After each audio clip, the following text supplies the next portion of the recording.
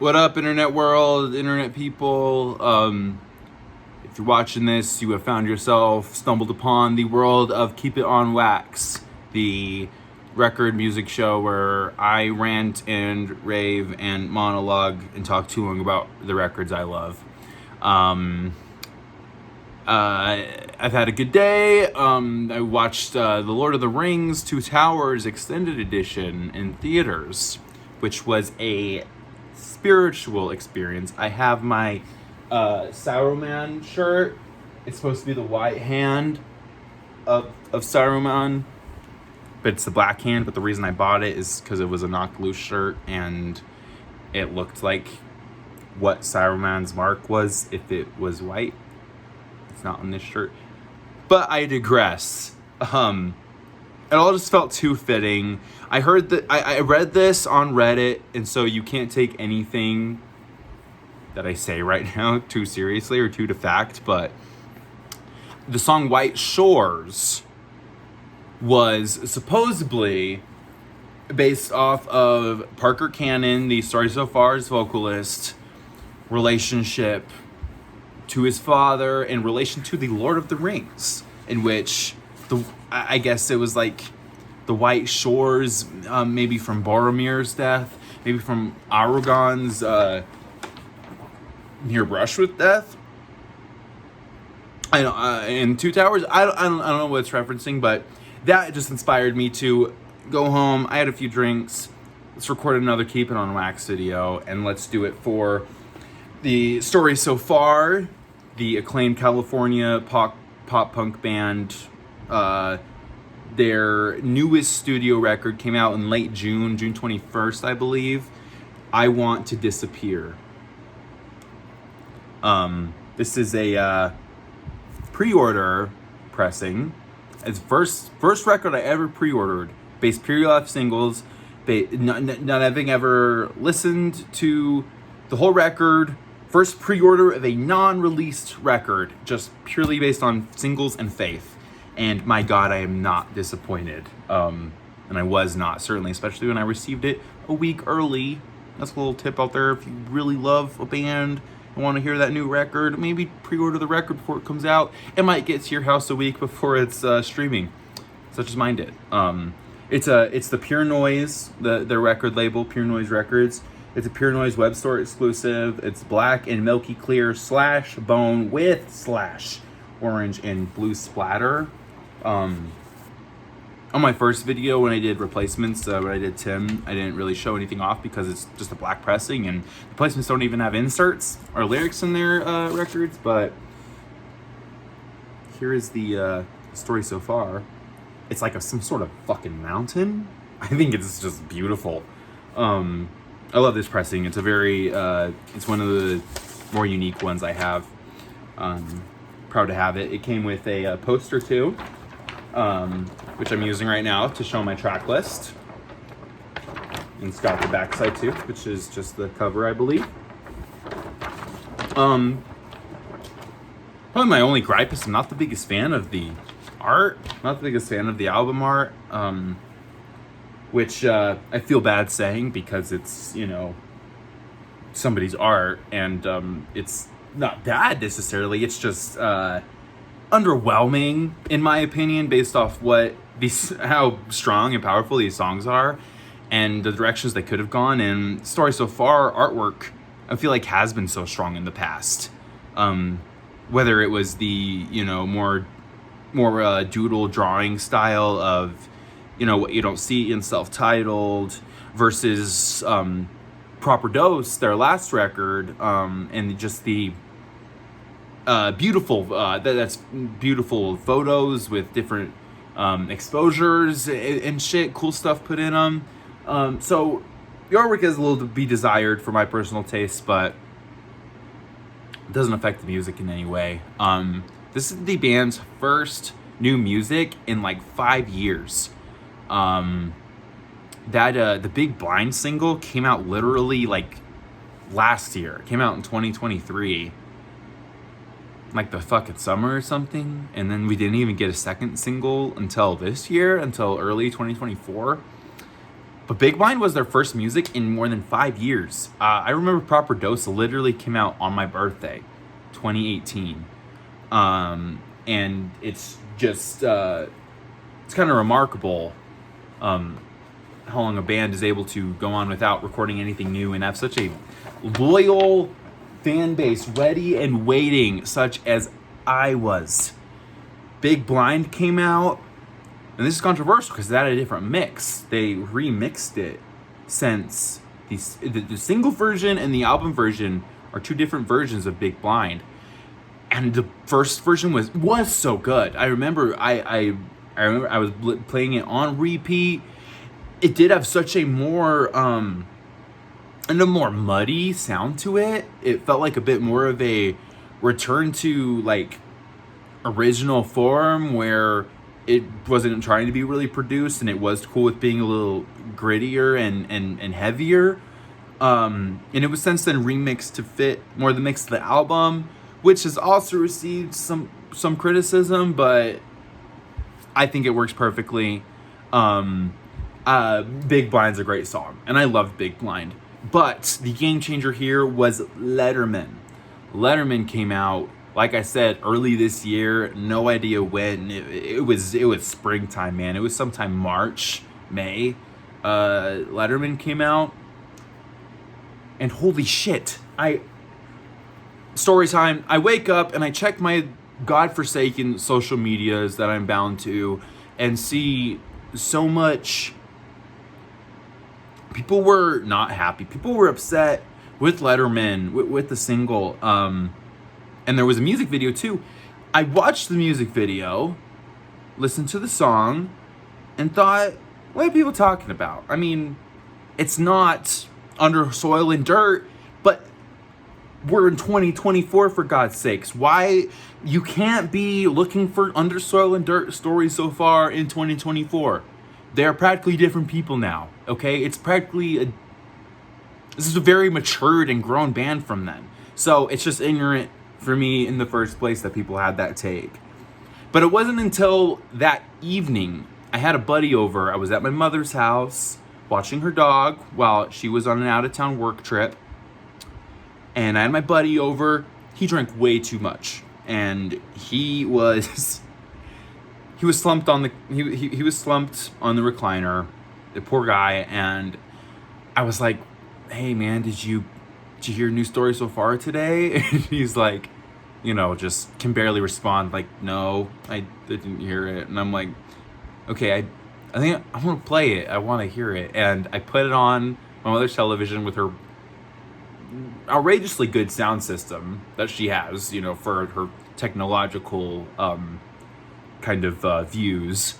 And my God, it was a revelation. It blew my mind. Just, it exploded my mind. And even my slumped friend is like, dude, this is so good. I'm like, people didn't like this, man. Like, people were talking shit this morning. He's like, what? And like, yeah, I mean, what do you expect from the story so far in 2024? Okay, this is a pure rock pop punk, but this is a very matured vocalist and songwriter, and it shows. It shows in Letterman so hard. Rant over on Letterman. That's what brought me to the dark side. The very next day, I pre-ordered the record because I said I need this song in my record collection. And the record, arrived many months later, and not a single disappointment in my head. I want to dive into it. All This Time starts off was another single. It came out like a month or two before the actual release of the record. And I'd already pre-ordered it, and so I just knew. I was like, yes. My God, this record's gonna be fucking amazing. And it is. I mean, how much more could you want from a chorus than All This Time? It has something for everybody. I don't know what a Story So Far fan could listen to this and not like it, because it's got something for everybody from every era. It's gonna start fast. It's gonna start punky. It's gonna start with some pop, pop, pop, pop, pop, pop, pop drum beats, and then you know, it's gonna hit that beautiful, beautiful chorus. And we can stop all this pain now. You know, they were on some chorus juice on this record. They and Parker Cannon he's always been this incredible lyricist and vocalist, but this is some of his best work. Watch You Go. Holy shit. I put it on the record. I don't know, 7 of the 10 songs on here. 'Cause it's never enough to have you here. I'd rather just watch you go. Just like, god damn. I love this record and so many of these songs because it's pop punk, but this isn't teeny bopper baby ass pop punk where it's some whiny fucker whining about his life or his mom or his girlfriend. It's super ambiguous, grounded lyrics, and a ton of it has to do with his father, who passed away. He passed away many years ago, even around Proper Dose time. And a lot of these songs are supposed to be inspired by that from him, but he's also said that I write my lyrics to be for everybody in any situation. So he leans a lot into the death stuff, in this, but not too far to where you become disconnected if you are a scorned lover going through some sort of scorned lover relationship, where you could hear these songs, even though maybe it's about the death of someone's father, it's never enough to have you here. I'd rather just watch you go. And it can take you to lots of different places. And I think he really cooked with that. Track 3 is Letterman. And Wear Your Pride Just Like Your Letterman. Wrap Me Tight, I'm Your Rubber Band, man. It's got some gangster ass lyrics in here. The music video is amazing too. Just subtle, understated. Much like the Story So Far live performances, what Parker Cannon does these days. I should say Parker Cannon is the lead vocalist. Kevin Geyer is lead guitar. Will Levi rhythm guitar. And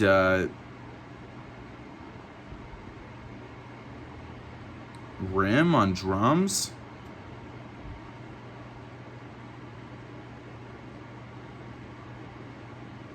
Ryan. Why do I not have his last name? Who the fuck knows? But,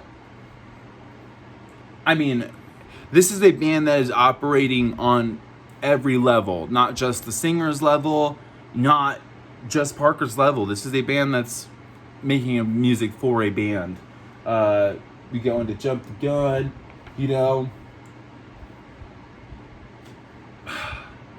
Just could I easily forget. These are songs that are going to be stuck in your head. They're going to haunt you. They will be in your dreams, okay? Jump the Gun is just another one of those. And you go into Big Blind. And that was the single. There's just enough said there. Great lyricism with cards and stuff. I was listening to this song the same time I discovered Alligator Blood by Bring Me the Horizon off of There Is a Hell. And so I was like, why is there so much card and poker music in my life right now? But regardless, the remix, the way they remixed it, it was disappointing because I did like, especially after all that time, they came out and it was this kind of gritty track. It was great, but I mean, there's no shame or harm in this remix because it melts with the rest of the record perfectly. Nothing to say,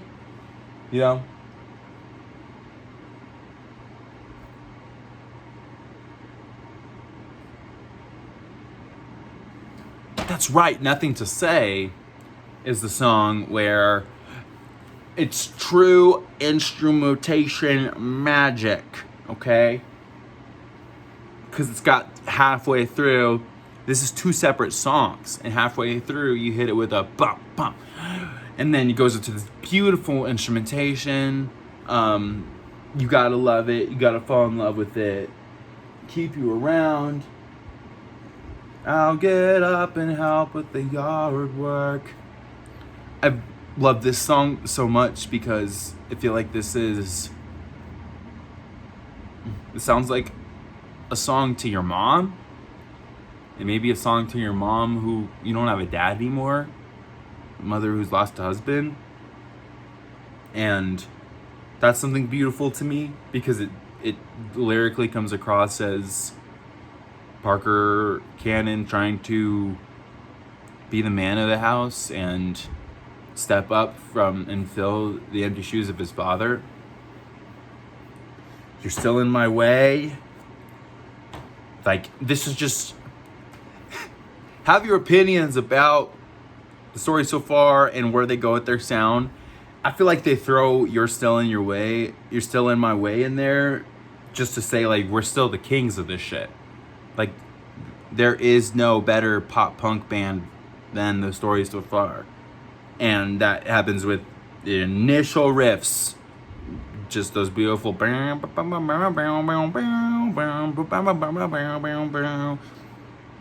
How can you outdo that? How can you compete with such tasty licks? You can't.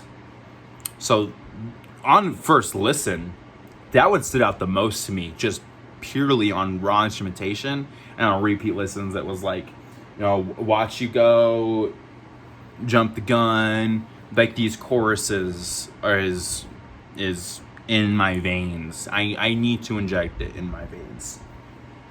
And so then this record takes an interesting turn because the final 2 tracks are hella soft. They're super acoustic. We got White Shores and I Want to Disappear.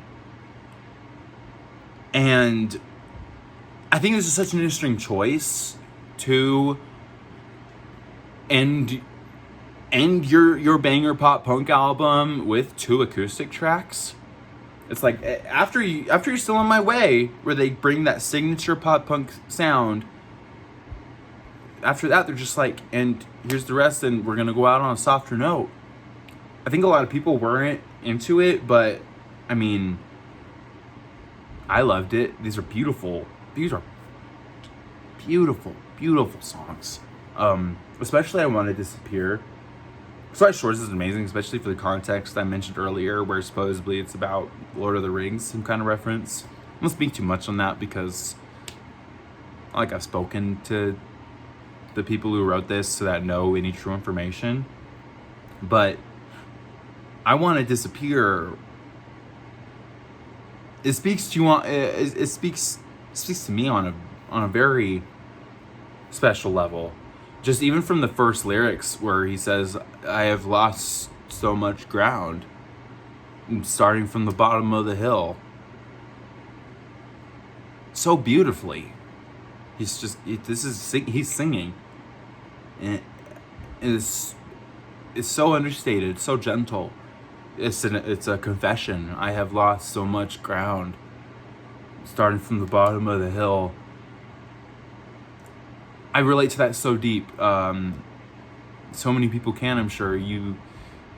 There's a lot of things in your life that could lead you to feel like, you know, I've backtracked, I've backslid, I've fallen into something or feelings that I was supposed to have moved on from, and now I have to start from here again. And how painful that is. So how defeating that feels as a person, to feel like you overcame something and then to go back to that. I don't know if this is speaking on Parker's grief from his loss. It could be grief from a lover. I don't know. I'm just a dude on the internet, and this is all conjecture and means nothing. Just talking. But I think it's a beautiful song, and I'm so happy that it ends on I Want to Disappear. as opposed to White Shores, even though White Shores is beautiful, Parker has a falsetto in I Want to Disappear, which I'm a sucker for a falsetto in a male vocalist. It's something that will melt me at my knees, is a man not being afraid to go into his high register. And this song's a performance. It's a beautiful, vulnerable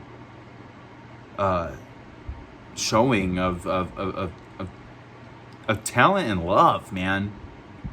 Like I told you, this whole record pours over with love.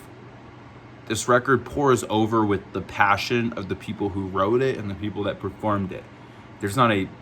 I don't sense a single tiny bit of negativity or, pessimism, just being over it, and just trying to write a record to get the record out and cash in. There's none of that in here. This is pure love. And when he says, I'm not sure if I love you, you're like, who's he talking to? Is he talking to a lover? Or is he talking to himself? Is he talking to his music? I'm not sure. You're just like, my heart. Like my whole heart. And then it ends with him, now I'm sure that I love you. And that hurts me and gives me chills. As somebody who's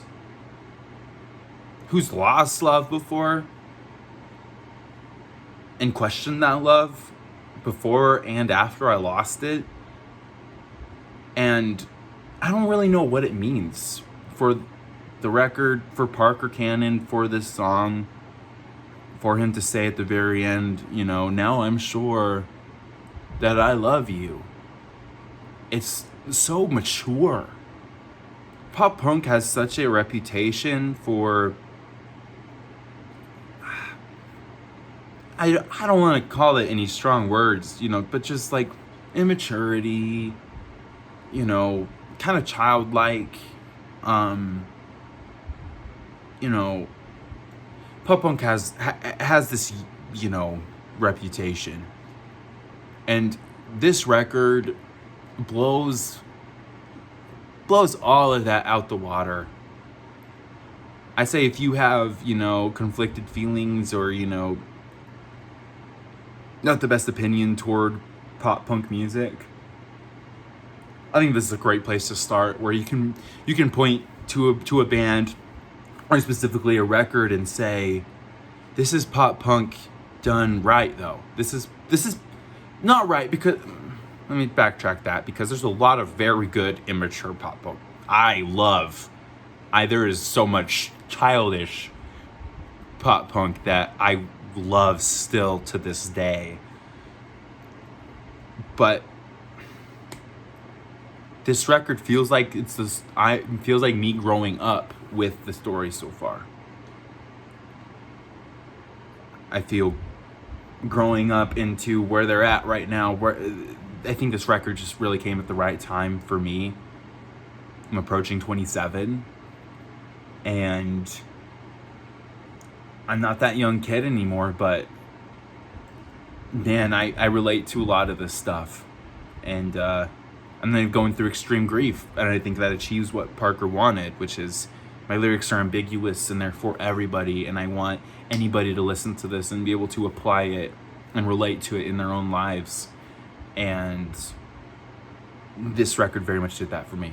And it was heartbreaking and infuriating to see online hate for it, and see online disrespect for this record, and not even that's the majority of what it was. I don't know what the fucking majority is. I'm not some journalist. I'm not an expert. I'm just a dude on social media. And I defended this record vigorously as an anonymous asshole.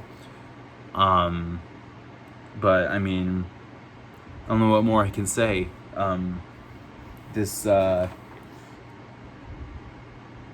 See if there's anything on here. Oh man, it says right here, in loving memory of K.C. Cannon. That's K as in letters, K.C. I'm guessing that's Parker Cannon's father. I mean, hey man, they got a lot of different credits on here. Even for the bass on Big Blind and Pedal Steel and I Want to Disappear. Interesting. But hey man, it's weird growing up, and it's weird having bands you listened to when you were basically a teenager and listening to the stuff they put out now and feeling so proud. That's how I felt. It was just pride in being a fan. Grateful to be here living at this moment in time when this record came out, to watch it come out, and all those years of waiting for new music from them, to feel just like every second was worth it. I would prefer a band take 10 years to themselves to make sure they write a good record that they want and that they believe in, over a record that a band shat out over 6 months just to have the 1 or 2 year album cycle keep going. No. I think I speak for a lot of people when I say I would always prefer a musician or a band to take the time that they need to write the record they want to write. Fuck a half-assed, rushed-ass record to fit into a corporate cycle. Bands, take your time, write music you love and believe in, because it comes through, it shines through. It's just robots and recordings from a computer, but that humanity shines through. And that's what made me fall in love with the story so far all over again, and made me fall in love with I Want to Disappear, is the love pours over. These guys loved these songs. They love them now, and I hope they're having a blast performing them, and I hope I get a chance to see some of them live. I've seen Story So Far live a few times. I'd love to hear these new tracks, and I'm sure the passion carries over. And I hope maybe you'll go listen to this record, whether you're a fan or not. I mean, it's your first Story So Far record, like, holy shit. That's awesome. Definitely check out the other stuff too. They're, in my opinion, they're a band that doesn't miss. Every EP, every record, there's not a sour thing on there you're gonna find. So please check it out by all means. And yeah, nothing to say. There's nothing to say. Just good stuff, good music, good people. I appreciate you for watching this. If you did, I applaud you. If you did, you made it through. I don't even know what this is, but it's fun to get a few drinks in me and just go off about a record for a little bit. Don't take the things I say for facts. These are my opinions and nothing more than that. So, love y'all. Have a fantastic morning, evening, weekend, week, whatever it is you're having. And keep spinning those records. Comment if you want to talk about some music. And remember to keep it on wax, people, okay? Love y'all so much.